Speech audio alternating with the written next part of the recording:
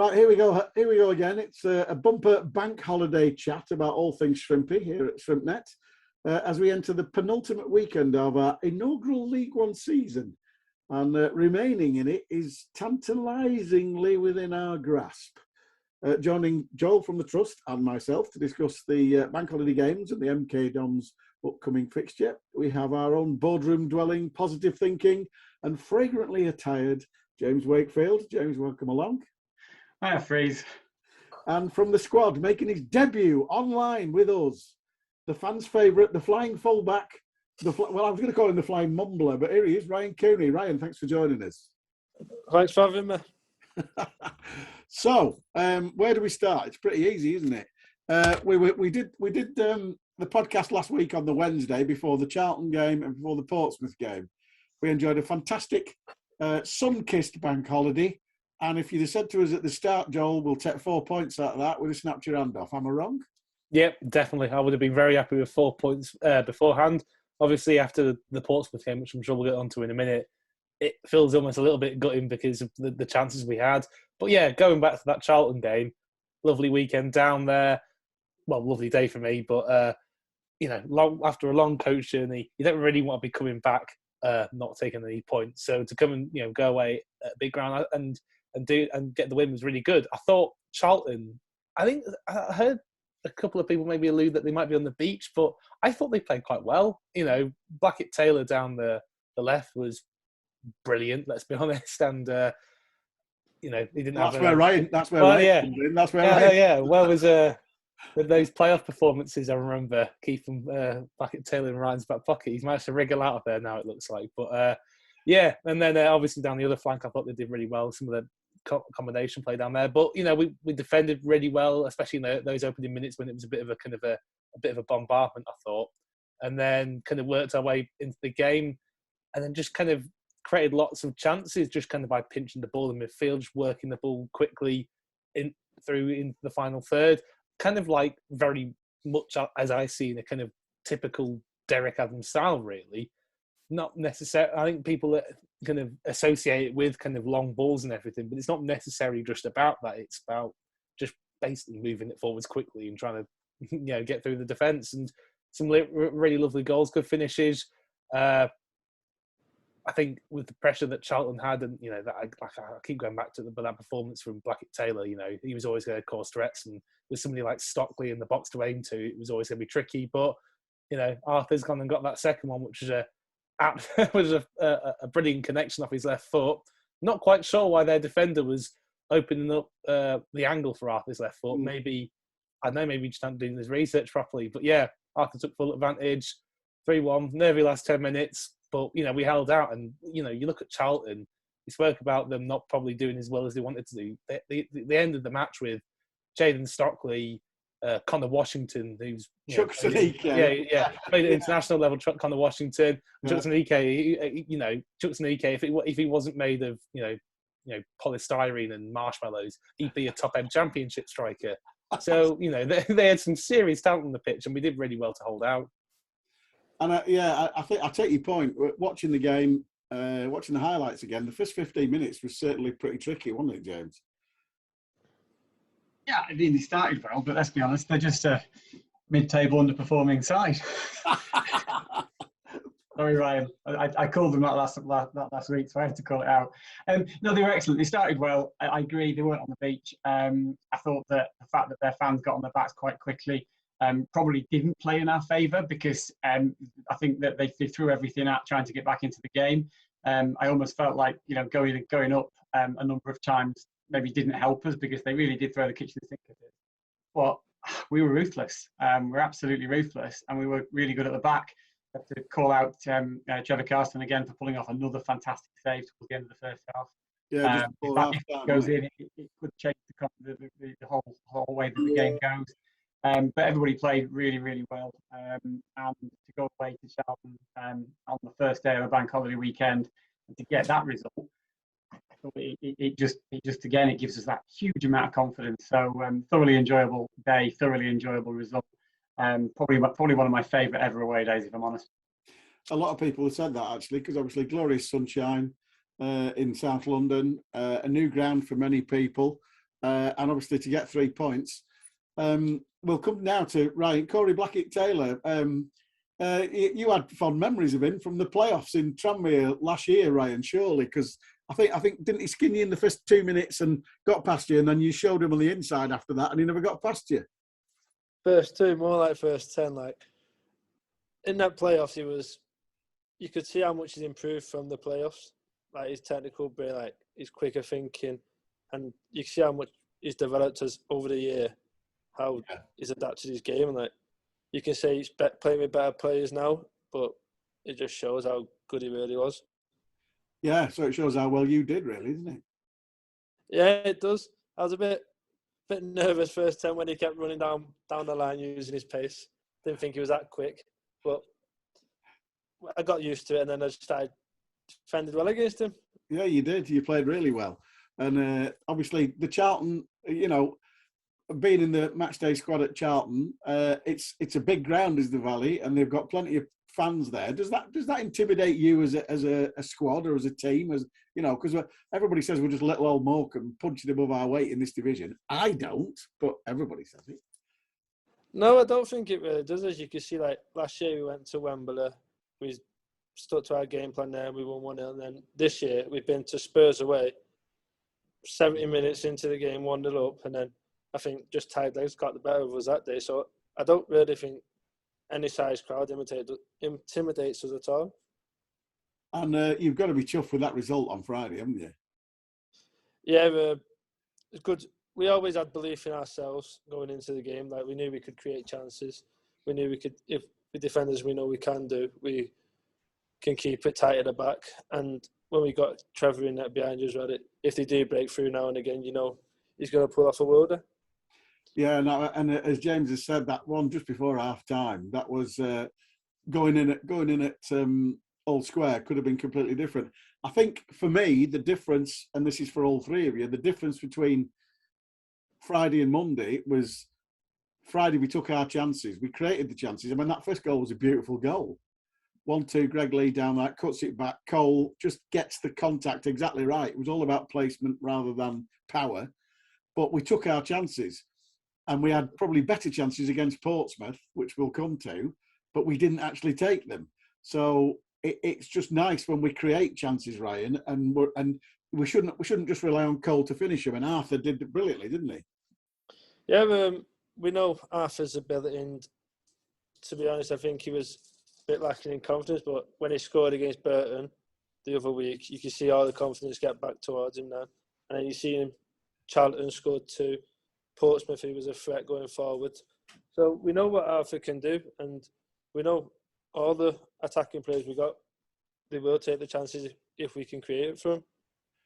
And coming to the Portsmouth game, that was a lively encounter, that one, Joel. A great bank holiday day, beautiful weather, decent crowd, good atmosphere. But perhaps, I'm not complaining, but perhaps a game we should have won. Yeah, it is a game we should have won. You can maybe argue that while we defended very well against Charlton, we were a tad fortunate that they maybe weren't too clinical. On the flip side, we were quite unfortunate on Monday not to take all 3 points because, their keeper had a great game. We didn't quite maybe put the ways to some of the chances as well. And on the flip side, I think the real difference from Monday, from the Charlton game, was they didn't really have a sniff. Like I think that the goal might possibly have been their only shot inside the box, and it was quite unexpected. It was Sean Raggett, big gnarly centre back, on the turn on his wrong foot in the box. So, it was a good finish, yeah. So we played really well. We didn't really give them much of a sniff in the game. Trevor wasn't really troubled. I can't really remember him being troubled. On the flip side, Bazunu, he's made some fantastic saves. We probably could have done a bit better with some of the chances, but that's how it goes sometimes. And I think ultimately you do have to take encouragement from the performance to say that, I think we didn't quite put them away as well as we would have liked. But we're here, we're making chances, and just keep doing that. If you keep making chances, then you're gonna start putting them away at some point. So I just hope that, I'm sure the team will take from that. Just keep it up, because it was really good. So just keep playing well, creating chances, and the results are more likely to come if you do that. And James, a contentious equaliser. Danny Cowley complained that it was definitely a foul on the keeper. We could obviously, being in the home end, couldn't see a thing. Saw it back on Quest, thought, yeah, he might have a point. Saw it on the goal cam, thought, no, it was never a foul. So it sort of like swings and roundabouts. Quest came out as usual against Morecambe. I don't know what it is with Quest, but no matter what we do, it's always wrong.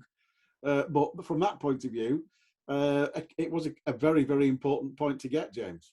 Oh, it's absolutely huge. I actually think we deserve 4 points from the 2 games. We probably deserve the points from the other way around. Yes.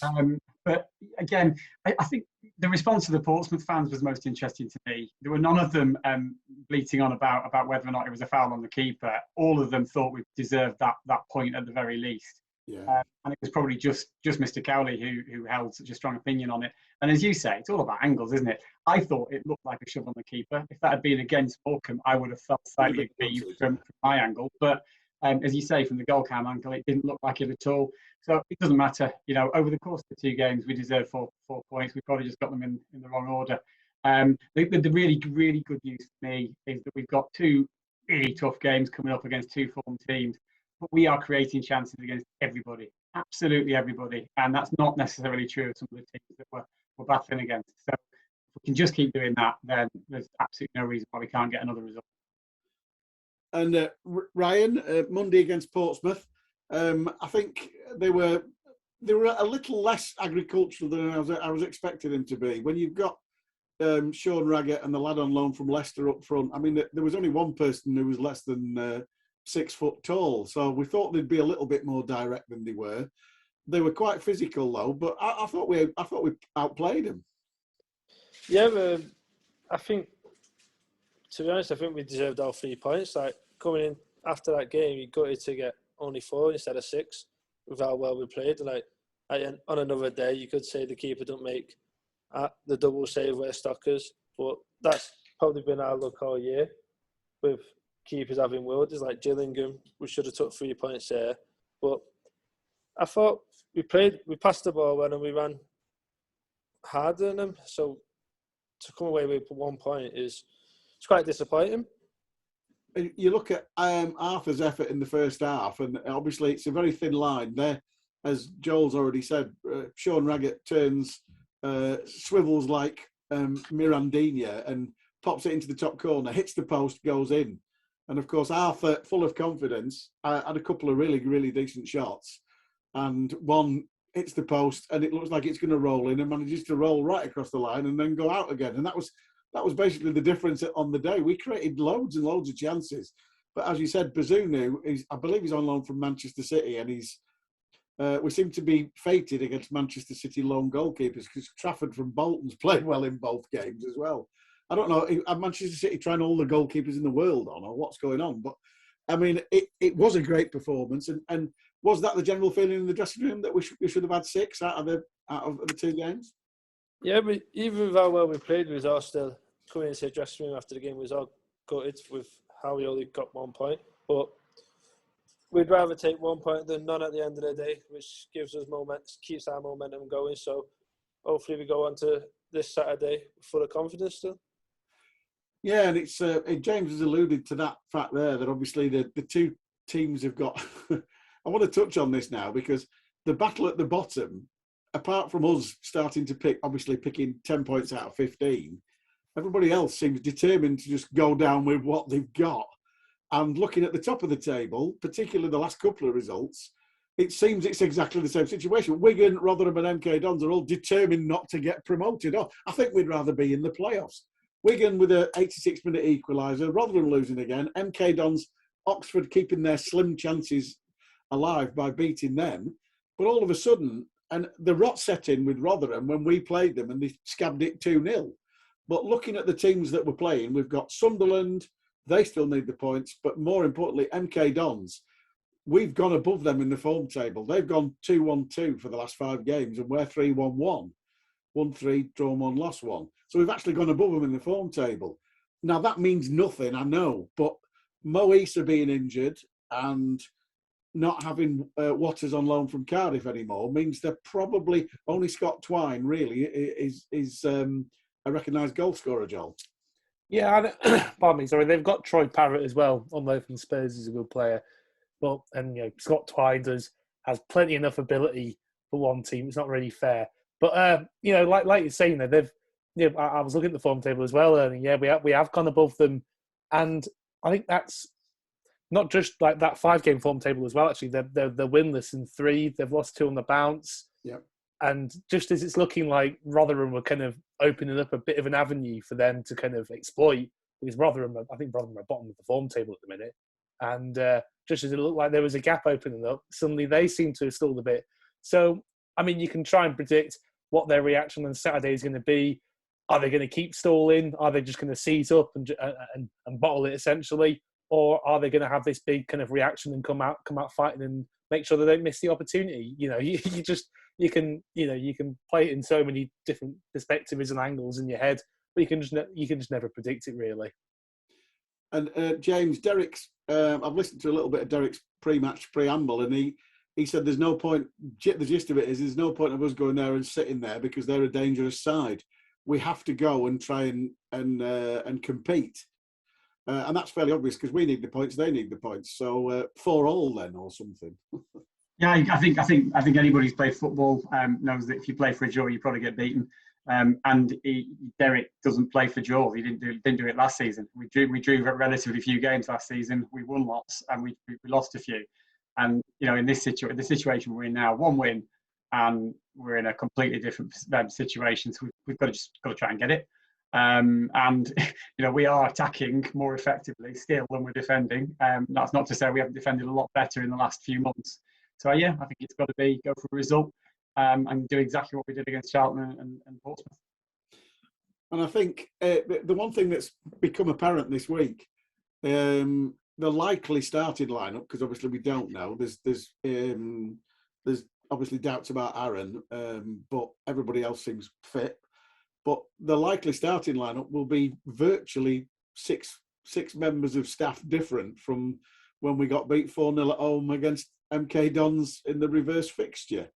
So, you can see that Derek coming back in has obviously changed things. He's put personnel in there doing the jobs that he wants them to do. And am I right in saying, Ryan, that he's actually probably simplified the game for us? Yeah, I think most wingers now, they know what they want to get out of him, like crossing into the box, running forward, and he knows what, as midfielders, you know what you want to do, like what Derek wants you to do. Whereas sometimes early on in the season, Robbo might have complicated a bit too much, where we just needed to simplify our game majority of the time. And now under Derek, you can see how much we've changed to simplify. It's strange, really, because we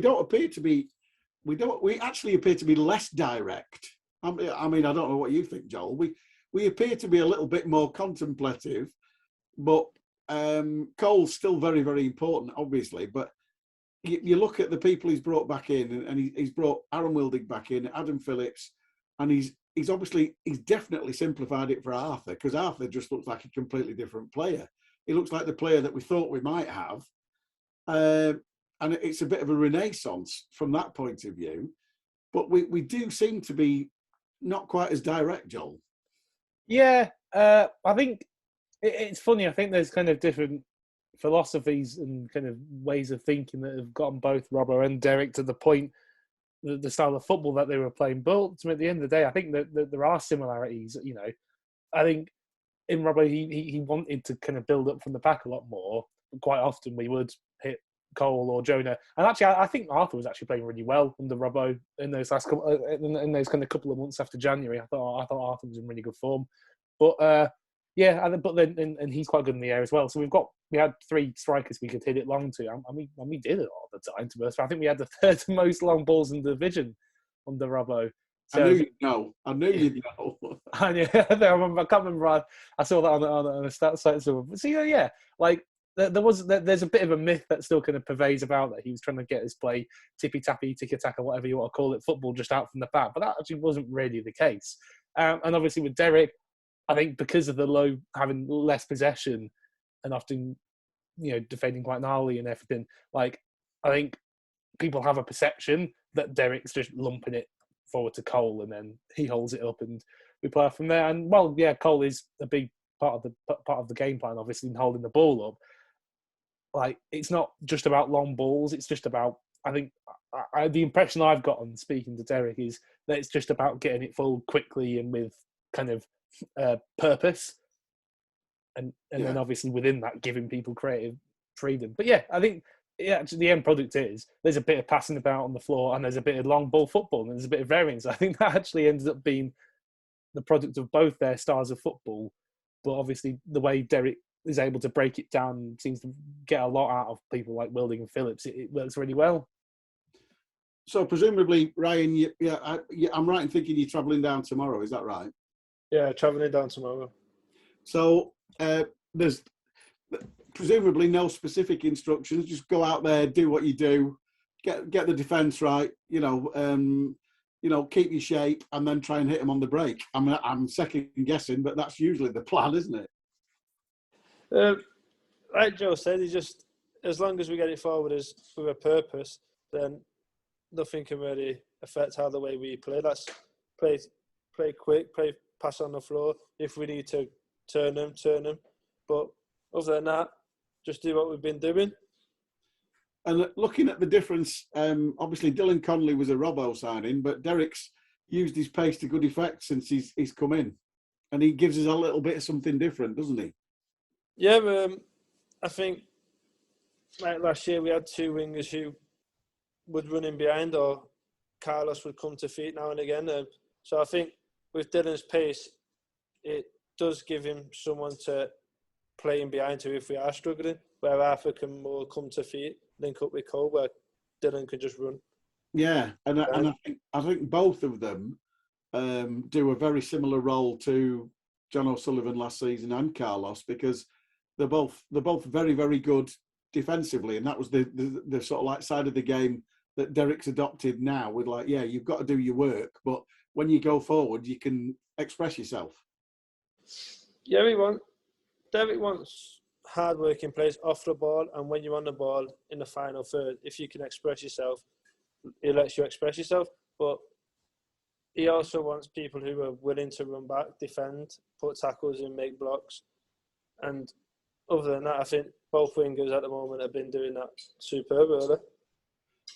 So looking at yourself, and going on to, obviously we'll chat a little bit about the sort of two games coming up. But looking at yourself, you came to us on loan last season. And did you ever? I mean, obviously, very famously, Toombs went in the dressing room and said, "I think we're going to do something this season." Everybody laughed at him because he's told us that. But did you think when you came to us last season, oh yeah, we'll end up at Wembley and it's all going to be brilliant? No, I thought we'd be higher. To be fair, looking at coming into training, looking the pre-season running we did and how fit we all was, and then when we got onto the pitch, how good the players were, we all had high expectations of ourselves, and you can see like by the end of the season, all we wanted to do was get promoted no matter what, like, because we all knew the levels we set ourselves were so high, and everything was competitive. No matter what we done was competitive. So I feel like the way our competitive mindset off the pitch was brought onto the pitch. So I feel like we all wanted to win no matter what. So when the gaffer walked away and went to Bradford, and obviously we offered you a contract, was it an easy decision to make, or did you just think, oh well, I might as well go for it because I've had 18 months there and I loved it, or whatever? It was quite easy, to be fair, because over the past two loan spells, I've really enjoyed my time here, like, and I feel like the fans have welcomed me in quite well, so as well as the staff and the players. So some personnel was still there from the year before, so it wasn't like I was going into new beginnings again. No. I was like basically coming back to somewhere I would have known. So when I mean, obviously, I think, am I right in saying Burnley offered you another contract? Yeah, they did. So that from that point of view, that is quite a hard decision, really, isn't it? It was quite tough to say. Like people won't really probably understand outside the football world, where I say if Burnley offered you a contract, why are you choosing Morecambe? But to be honest, I wanted to play first team football in League One with Morecambe, and I feel like that would have been beneficial for my game at the age that I am, instead of playing week in, week out on the 23s level. And I wanted to test myself against players who have been in and around the game, or better quality players as well. Corey Blackett-Taylor, yeah. So when you signed, and obviously Robbo did an emergency, what you would call a sticking plaster job, because he had to get players in pretty quickly. When he assembled the squad and we started off the season quite well, were you thinking, oh yeah, we're going to do all right here? Or were you always of the mind that, oh, I don't know if we're going to, you know, and I know it's a horrible thing to say because you're a professional, you don't want to put other professionals diss them, but we went through a pretty tragic spell in sort of like November and December. And then again, just sort of like 6-7 weeks ago when the gaffer came in. So it's been a difficult season, but in the end of it, if we survive, it's been successful. Yeah, the main aim was probably to survive in the league, but as players, we wanted to do better. And at the start of the year, when we played the Ipswich and the Shrewsbury, before and all them games, we thought we've got a good team. We could be mid-table, getting a bit ambitious, just sneak out of the playoffs. But yeah, I feel like most games we have played well. And we have been unlucky in some games, but if we stay up now, it'll be a great achievement for the club. And looking at your personally this season, you've been a bit sort of like in and out, a bit unlucky with injuries, and a bit, you know, you've had competition for places. You've had Ryan McLaughlin, he's played Shane McLaughlin there, he's played you there.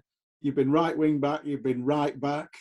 Now he's playing Greg at the right back, and nobody knew Greg could kick with his right foot till 2 weeks ago, and then all of a sudden he's kicking with his right foot. And it's like, hey, when does he do that? But I mean, so from your point of view, you know, you've been in, and you've done pretty well, but then you've not really nailed down. Is that frustrating? It is quite frustrating, but when you look at the players who you just named there, Ryan McLaughlin, international player, Greg Lee, Jamaican international player. Shane's plays midfield, but most of last year he's played right wing back, and he's a very good player. Like, your competition is always going to be there, and like when you've got them players waiting to either get in the team or able to play there, most of the time you just have to accept it and try and work harder, try and get yourself back in the team. And you've done that on numerous occasions, and you've come in and lately you've been coming on as sub. Does that frustrate you, or do you just think, right, I'm going to come on and I'm going to smash on him from 35 yards? It does. It is quite frustrating sometimes, but it's to help the team really. So when I come on, I do my job, try and play the best I can, and if at the end of the day, if we win 3-2 and I've done nothing, we still won 3-2 and I feel like I've been part of the job. Like, even when, was it Salford last 2-1, came on as a sub and we won 2-1, but you kept the same team. But I still played a part in that, so I feel like it's still, you can still enjoy the time as well. And I was flicking through, and because it's the first time you're on, talk us through your goal against Man United in that cup last year. Which one? Because it was like, wow, Ryan Cooney can shoot. I could play left back as well. Didn't know that. Good answer. Greg Lee, watch out. Gibbo, watch out. Joel, have you got anything you want to ask Ryan? I'm sure you have. Yeah, just kind of like going back to that kind of topic of wanting to kind of stay playing men's professional football rather than just kind of being in the under-23s.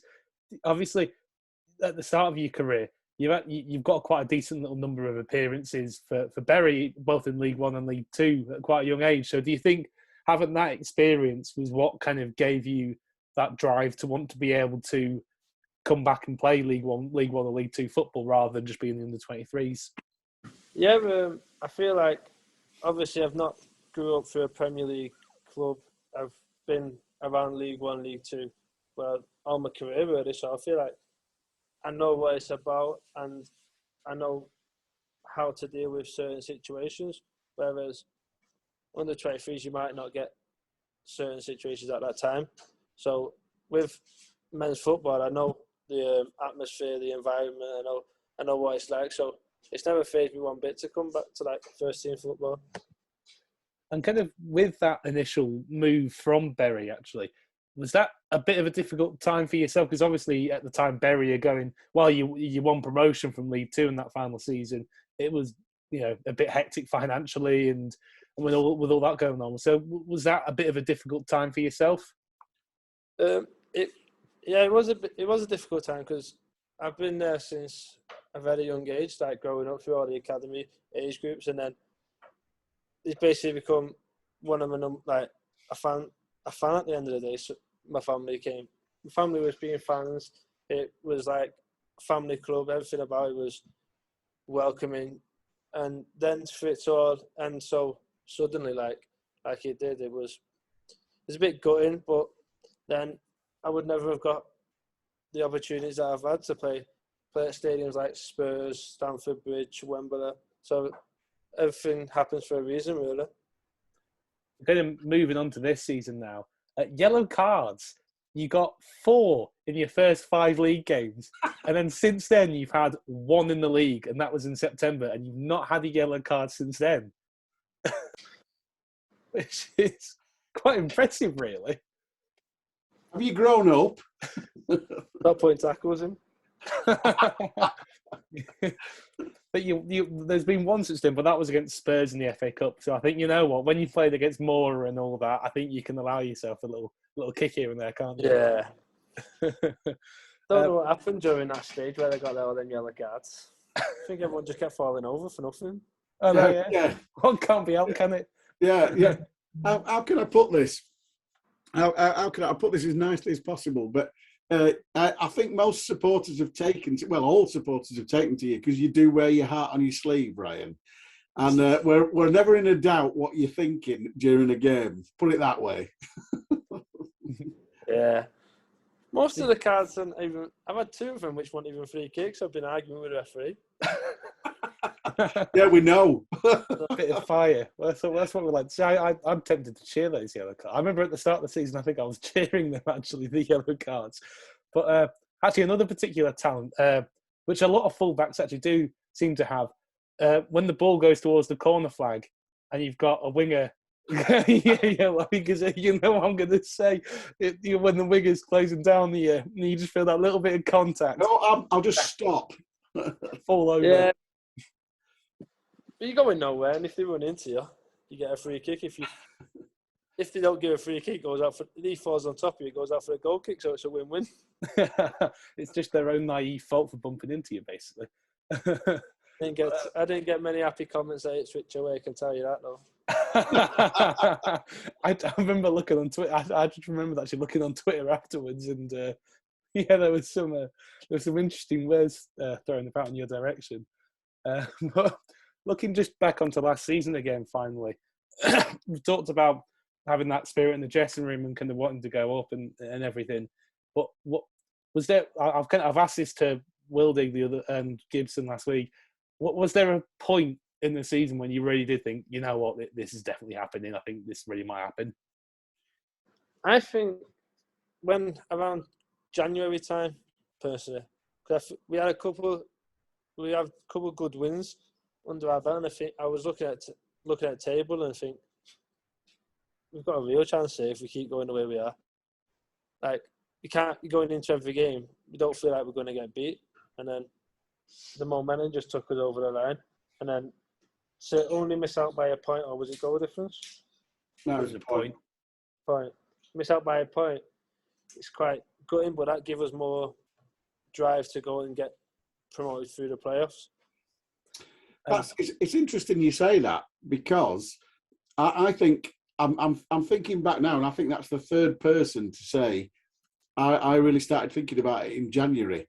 Yeah, me being me, but it is, isn't it? Yeah, it is. Yeah, me being me, I'm straight away thinking we need to get Adam Phillips on because he went in January. What happened there? I feel like it was also you seen the Twitter and all, everyone saying Morecambe could be struggling now with Fido left. I think he is a massive part of the team. Like, he was a massive part of the squad first half of the season, but I think it gave more hunger to people who like say Tumani, who was not playing regularly because Philo was playing. But I think if at the age of 34, Toombs is a winner, and it give him hunger to try and show what he can still do. He certainly stepped up, didn't he? Yeah. He's a very experienced player who knows how to win. I can just say that. Yeah. Bit of a cheat, but. But yeah, back to you, Freeze. Cheers. So looking at it, and again, my final comment, and I said this to Gibbo last week, and I said it to Aaron when I spoke to him. When Derek came back as boss, I know that we know now there was a bit of chat in the dressing rooms about, well, bang goes your Tuesdays, bang goes your Sundays, because when we play on a Tuesday, you're in. But that fitness level, that didn't bother you at all, did it? Because you, like you said, you came back start of last season, he worked you really hard, and that's what we scored that many late goals, like you said, the Salford, where we got 2 in the 92nd and the 94th, and then they had one disallowed in the 96th. Oh dear, so Derek coming back mustn't have bothered you. No, because I don't think it bothered most of the players who were, because we all know what to expect. Whereas people are coming in with the unexpected and just hearing what other people out inside the football are saying. But everyone who knew from last year, we knew what to expect. We knew what he wants from us, and we know that he wants. If you run and never say die, he'll have no complaints for you. And that's something that it's shown itself since the international break, hasn't it? We've had that. Yes, we've been unlucky in a couple of games just before that. I mean, I'm thinking particularly just before we'd appointed Derek, and the Rotherham game, we were fantastic away from home and absolutely battered them. But the big difference is lately we've been taking our chances against creating them and not taking them. Yeah, but I feel like this year we've had some games where we've just not took our chances, and we've been beat by like the odd goal. But now recently, I feel like the luck's kind of swung a bit, where the chances we are getting, we are taking them, and then the shots that we would have conceded earlier on in the season, they would have gone in. Yeah. So I do feel like luck has finally come to our side. Or we signed some decent players in the transfer window in January, and they've made us slightly better. Or a little bit of both. Don't let me say that. Well, I'm thinking particularly, Jacob Beddoe, Reece Bennett, Dylan Connolly, obviously Usman Fane. It's Fane. I don't care. I know he says it's Fane. It's not. It's Fane.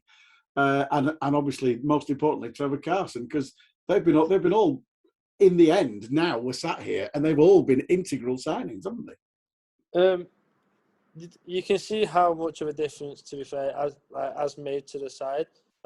We look more solid, as a back unit, and with Dylan's pace, we know we will create chances going forward. So it is. There are some very good signings for us. Yeah, and that's been proved in the fact that Derek's sort of like just been experimenting when he first came in, and he's found something that now kind of. Well, hopefully works, James. Oh, you've got... There we go. Yeah, I think no doubt. And again, this idea that a manager bounce occurs in the first game, it always makes me laugh a bit. That's luck if that happens, or it's just sheer psychology. if you change the ethos and the way the team plays, you're more likely to get the results once that bed's in. And so I think that's exactly what happened. We had a couple of games, one of which we lost comfortably but played all right in. The other one we didn't have a good night. And then there was a 2-week break, and it does seem to have gelled. And I do think the messages were delivered that have been received really, really well by the right people in the right way.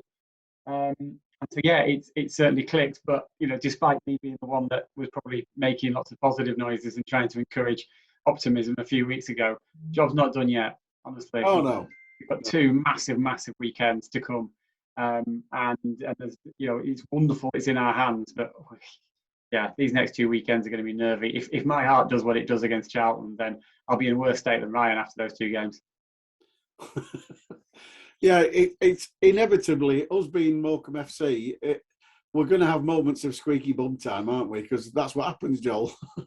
Yeah, it'll happen, won't it? We, Ryan and the boys decided to, after the 2-week international break, come back and give us hope, which is very cruel of them. But you know what? I'm happy for it. But yeah, there'll be probably a few more nervous moments because I can't see us going to MK Dons and trouncing them 4-0. I mean, it'd be lovely if we did, but it's not very likely to happen. So there will be a few nervy moments. I don't know what the players will be doing, but I know obviously in the stands we'll probably all be keeping an eye on scores elsewhere. But just got to hope we do the job because I think one more win probably would, not mathematically, but probably would do it. So just got to go out there and try and get those 3 points. On that, on Saturday, in fact on both of the next 2 Saturdays, I'm sitting nowhere near Charlie. I cannot. He literally spends more time looking at his phone than he does watching the game in front of him. And he literally tapping me and nudging on the shoulder, saying, "There's a big moment. There's a big moment." Like, honestly, so I think it was the one of the Bolton game towards the end of last season. I actually went and stood in an empty stand at the far end of the ground by myself because I couldn't abide the phone thing. So yeah, I hate that. I just like to watch the game. Yeah, I must admit, I was when we were playing Portsmouth on Monday, I actually made a point of putting my phone in my pocket and not looking, and then people were asking, "Oh, how's Fleetwood getting on?" And I went, "I don't know, and I don't care."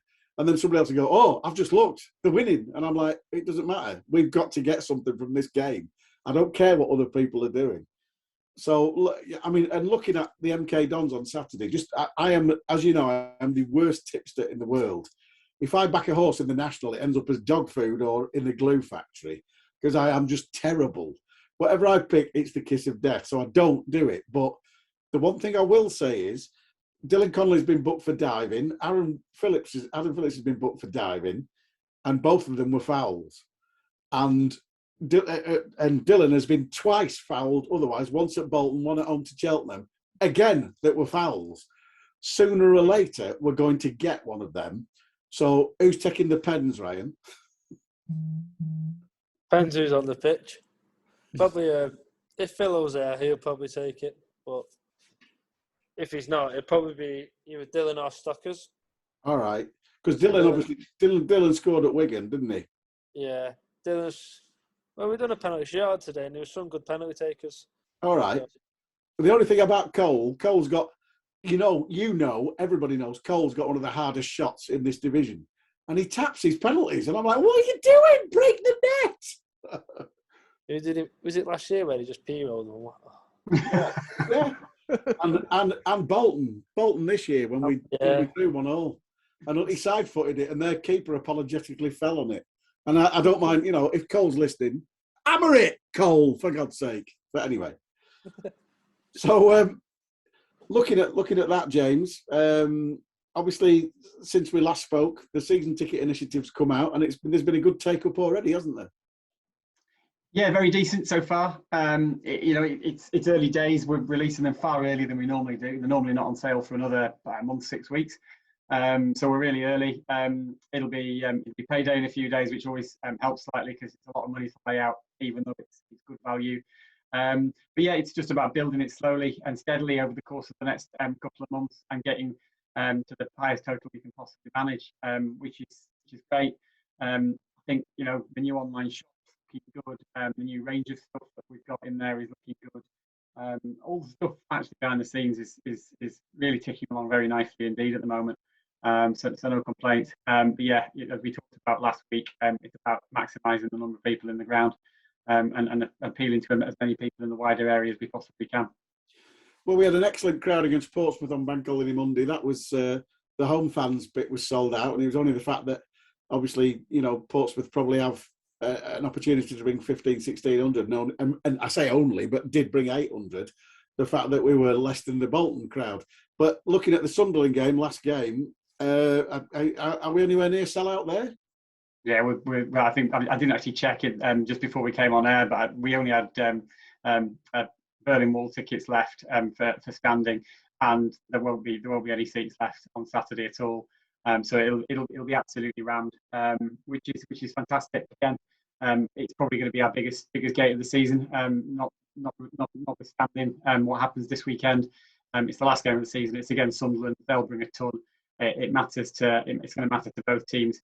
Even if we get it done this Saturday, it's going to matter to us to put in a big performance in that last game and to finish the season on a high. So yeah, and there's a bit of history there. I mean, they gave us a hiding at theirs, and it will be very nice to rebalance that in the home game. And obviously, Ryan, 2 games left. Are you a predictor, or are you just going to say we're going to go out there and we're going to? I mean, I know what Derek will say. Derek will say, "I want to smash MK Dons and I want to smash Sunderland." What about the squad? We just go into every game as like one game at a time. Win on Saturday. If we win on Saturday, you never know what can happen. We could be safe, or we could go down to the last day of the season. So we'll just take MK Dons this Saturday, and then we'll forget about that, and then we'll focus on Sunderland. Well, have a safe journey down tomorrow. I hope you get on and do smash it in from 35 yards, or if you start, at left back for Greg Lee. Yeah, obviously, because you can play left-footed. Yeah, smash one in from 35 yards, and look for me in the crowd, and I'll blow kisses. So that just about wraps it up. Thank you for listening. I hope you've enjoyed that. Thank you, as always, to Joel, to James from the board, and from Ryan Cooney. We'll be back next week to talk about that fantastic 35-yarder that Ryan didn't know I added in with him with his left foot, of all the things. Wow. And then obviously, it's going to be at home to Sunderland, and it's going to be like Coventry at the Ricoh Arena. Just pass the ball to each other. Nobody's worried. Everything's fine. I know that's not going to be true. I know it's going to go to the last day, but there you go. This has been ShrimpsNet. Thanks for listening, and up the Shrimps. See you at MK Dons.